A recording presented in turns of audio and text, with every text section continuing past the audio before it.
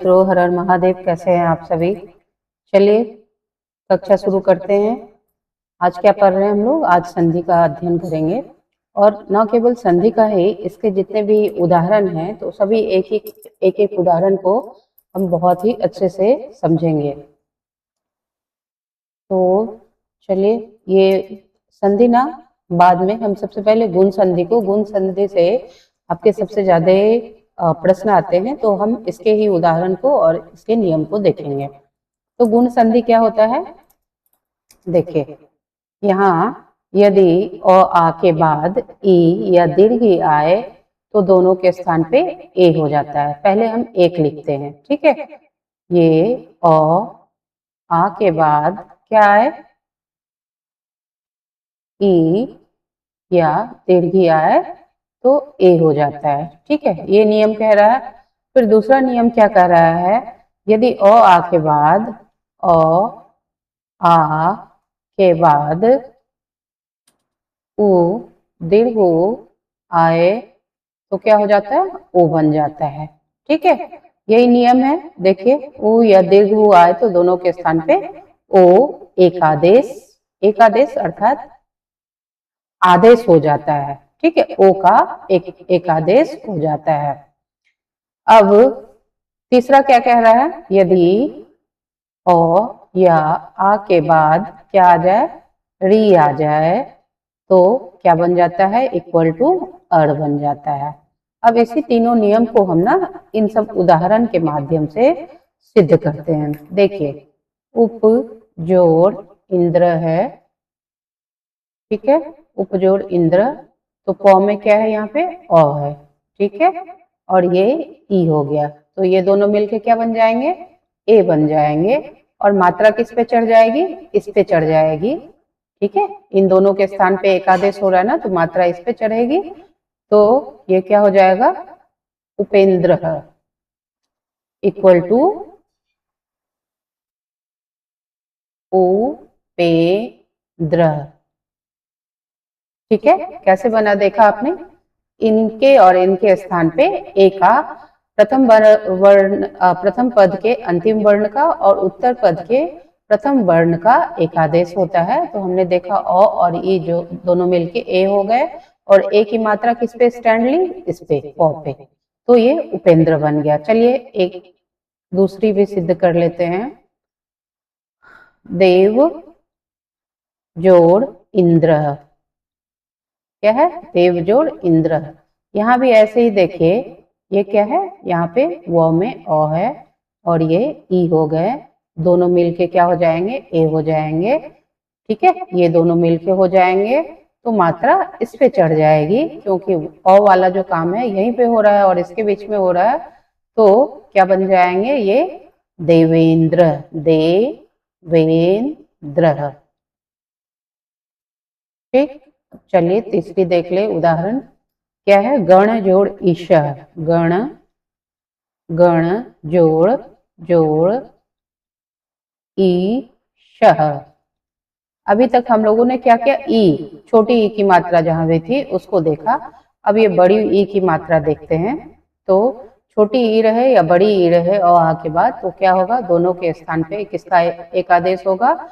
ए का ही एक आदेश होगा। तो यहाँ देखिए, बड़ी ई है, अब तक छोटी ई थी, तो अड़ा में अ है और ये दीर्घी मिलके ए हो जाएंगे, और पूरा समस्त पद क्या बन जाएगा?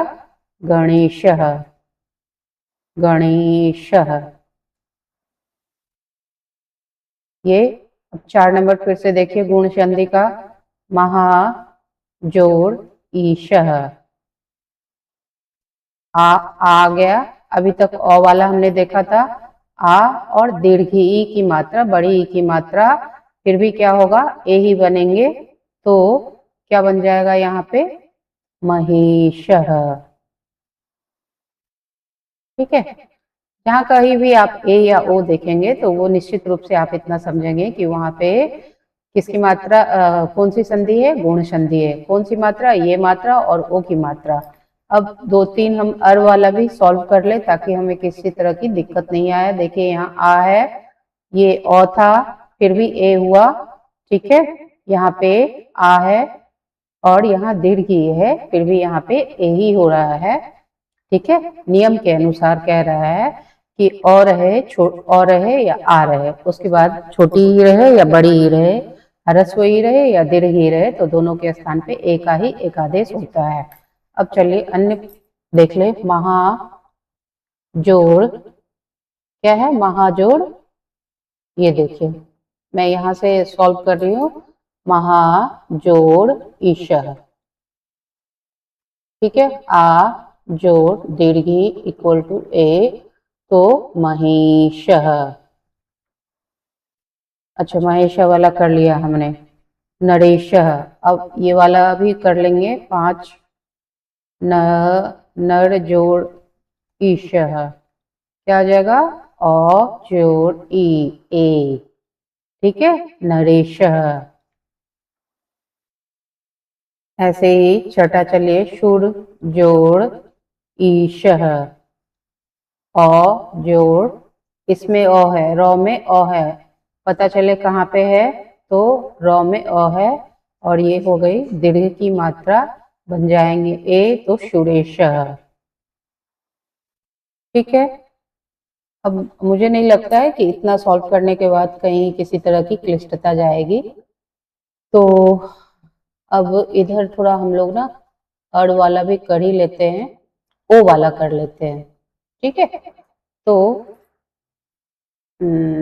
अब देखिए, लता, एक मिनट, लता जोड़ इव, आ, इसमें आ है, ता में आ और ई, तो ए बन जाएंगे, तो लतेव।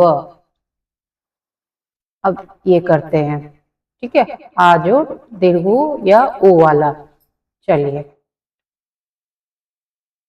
भाग्य 7 नंबर, भाग्य जोड़ उदय, क्या कहता है नियम?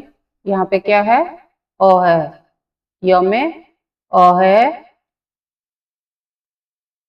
य में अ है, और इधर उ हो गए, तो आ के बाद उ या दीर्घ रहे तो क्या हो जाता है? ओ हो जाता है। ठीक है, ओ हो जाएगा, तो क्या हो जाएगा? भाग्यो, भाग्यो दयः। ठीक है, 8 नंबर देखे क्या है? सूर्य जोड़ उदय, सूर्य, सूर्य जोड़ उदय, अ जोड़ उ इक्वल टू ओ, तो सूर्यो, सूर्य यहाँ पे कर लीजिए सूर्योदय। ठीक है, सूर्यो, सूर्योदय।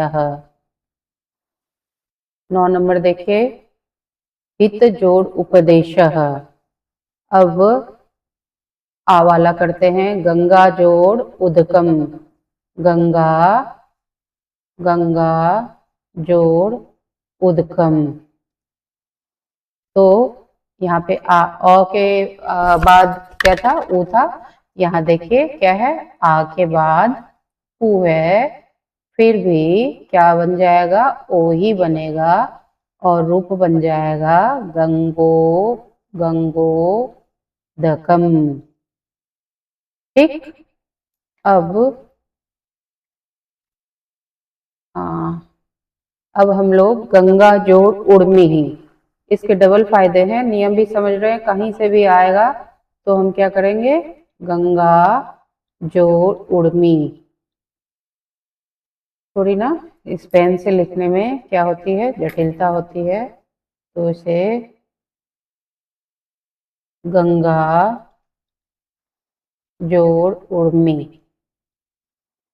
ठीक है, तो गा में क्या है? आ है, और इधर ऊ हो गए, क्या बनेंगे? ओ बन जाएंगे, तो रूप क्या बनेगा? गंगोर्मी, गंगोर्मी। ठीक है, अब 10 नंबर देखते हैं, क्या है? महाजोड़ उड़ू, महाजोड़ उड़ू,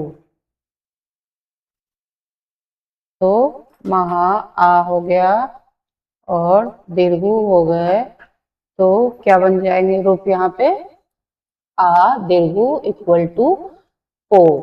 देखिए एक नियम हमेशा स्पष्ट रखिए, अ या आ के बाद कुछ भी रहे, ओ ह्रस्व रहे या दीर्घ रहे, तो चाहे ह्रस्व रहे या दीर्घ रहे तो ओ ही बनेगा। ठीक है, तो इसका समस्त पद क्या बन जाएगा?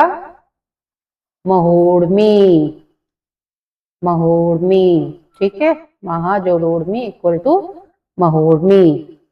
देखिए अच्छा गंगोर्मी था तो महोर्मी हमने बना दिया है। ठीक है, तो कोई बात नहीं है, गंगोर्मी या महोर्मी सब एक ही है। तो चलिए महाजोड़ोर्मी, जो उर्मी क्या होता है?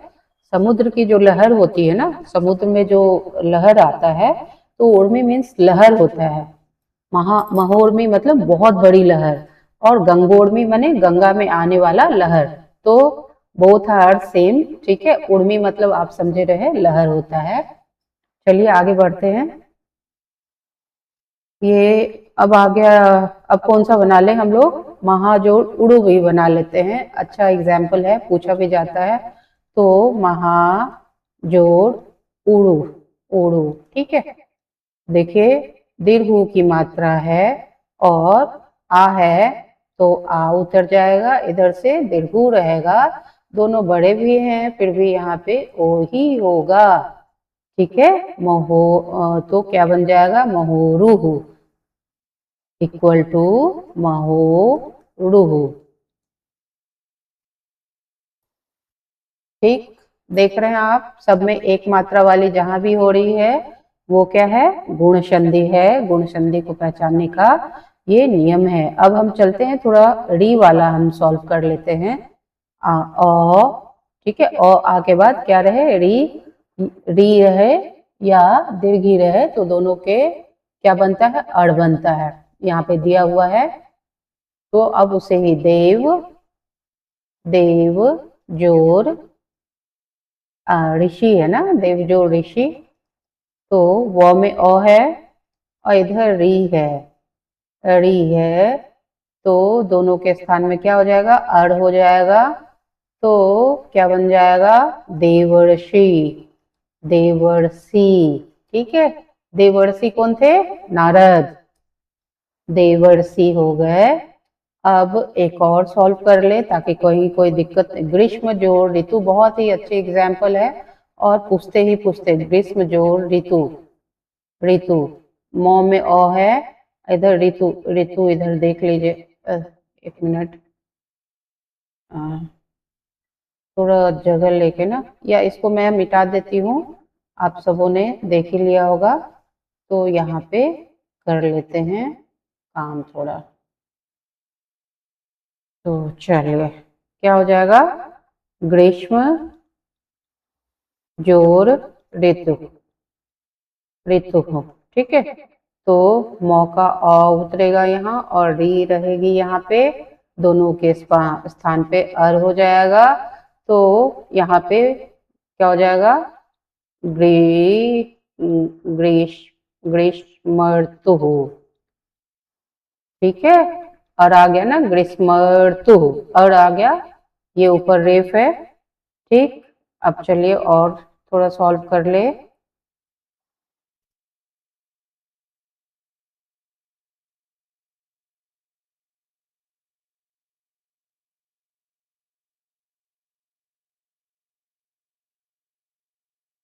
अब क्या है? वर्षा, वर्षा जोर ऋतु,